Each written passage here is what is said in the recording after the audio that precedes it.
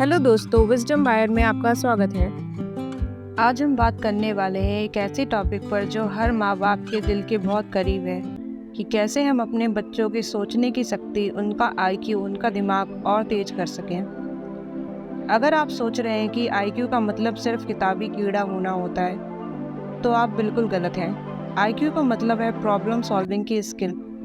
घर का काम हो, स्कूल का प्रोजेक्ट हो, दोस्त से झगड़ा हो, नई चीज़ें सीखनी हो, हर जगह ये दिमाग काम आता है। और अच्छी बात यह है कि ये दिमाग एक मसल की तरह होता है जिसे आप एक्सरसाइज करके और स्ट्रांग बना सकते हैं और अपने दिमाग को बदल सकते हैं। आज हम कुछ ऐसे ही एक्सरसाइज के बारे में बात करने जा रहे हैं जो रोज़ की लाइफ में आप इजीली अपना सकते हैं। तो आज का पहला और सबसे ज़रूरी पॉइंट है, बच्चों को आसानी से जवाब देना बंद कीजिए, उनसे सवाल करिए।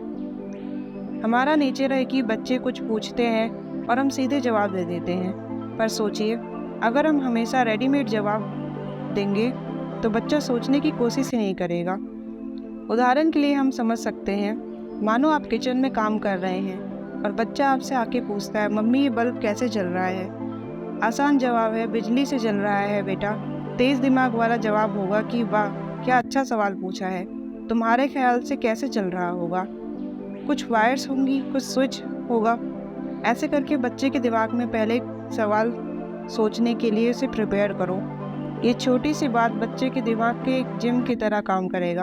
आप उसे सोचने पर मजबूर कर रहे हैं। दूसरी चीज़ है शब्दों का खजाना। जितने ज़्यादा शब्द बच्चे जानते होंगे उतना ही उनका दिमाग कॉम्प्लेक्स आइडिया को समझ पाएगा। सोचिए, अगर आपके पास सिर्फ 10 रंगों के नाम हैं तो आप पेंटिंग कैसे डिस्क्राइब करोगे? लेकिन अगर आपके पास 50 रंगों के नाम आते हैं तो आपकी सोच भी उतनी रंगीन होगी। इसे कैसे करना है?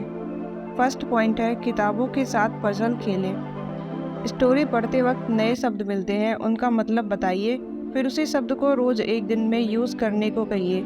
जैसे अगर विशाल शब्द आया है तो कहिए, देखो तुम्हारे पापा का लैपटॉप बड़ा है, विशाल है, और उनका फ़ोन छोटा सा है।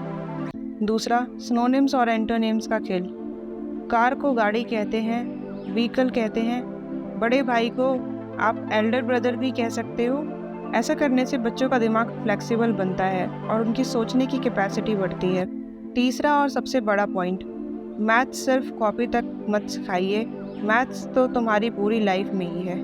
घर के अंदर की एक्टिविटीज़ में आप मैथ को बच्चे को सिखा सकते हैं। जैसे कुकिंग में, बेटा हम 3 लोग हैं और हर को 2-2 पराठे चाहिए, टोटल कितने पराठे बनेंगे? या फिर हमने आधा लीटर दूध यूज़ कर लिया है तो कितना बचा है?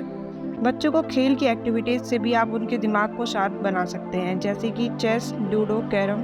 ये सब स्ट्रेटेजी का खेल है। ये खेल आगे की सोचना सिखाता है। मार्केट में भी आप बच्चों को ट्रेन कर सकते हैं सोचने के लिए।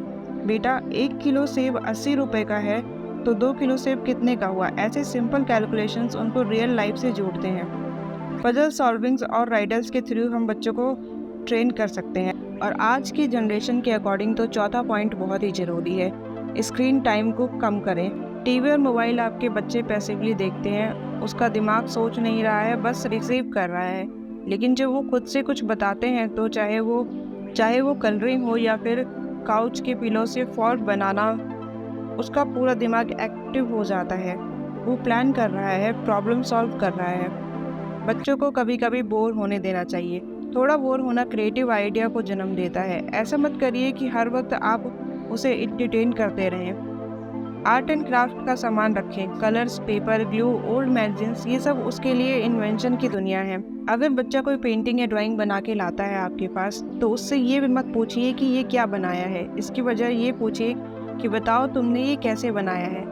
ऐसे पूछने से उनके थिंकिंग प्रोसेस को इनकरेजमेंट मिलती है और आपको भी समझने के लिए आसान होता है कि आपका बच्चा किस तरीके से चीज़ों को टैकल कर रहा है। आखिरी पॉइंट जो इन सबको जोड़ता है, आप अपने घर के माहौल को कैसा बनाते हैं, बच्चा वही सीखता है जो देखता है। अगर आप खुद किताबें पढ़ेंगे, नई चीज़ें सीखेंगे, बातों में लॉजिक यूज़ करेंगे, तो बच्चा नेचुरली वही करेगा।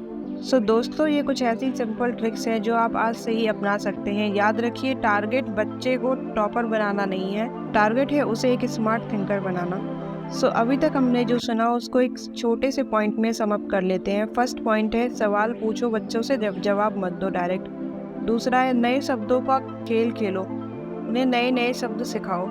तीसरा है मैथ्स और लॉजिक को डेली लाइफ से जोड़ो। चौथा है क्रिएटिविटी प्ले को बढ़ावा दो, स्क्रीन टाइम को कम करो। एंड पांचवा है घर का माहौल क्यूरियस और पॉजिटिव बनाओ।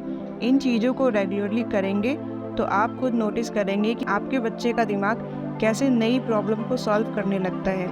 ये कोई रेस नहीं है, ये तो एक जर्नी है। आपके साथ ये जर्नी शेयर करके बहुत अच्छा लगा। धन्यवाद, और कोई सवाल हो तो ज़रूर पूछें।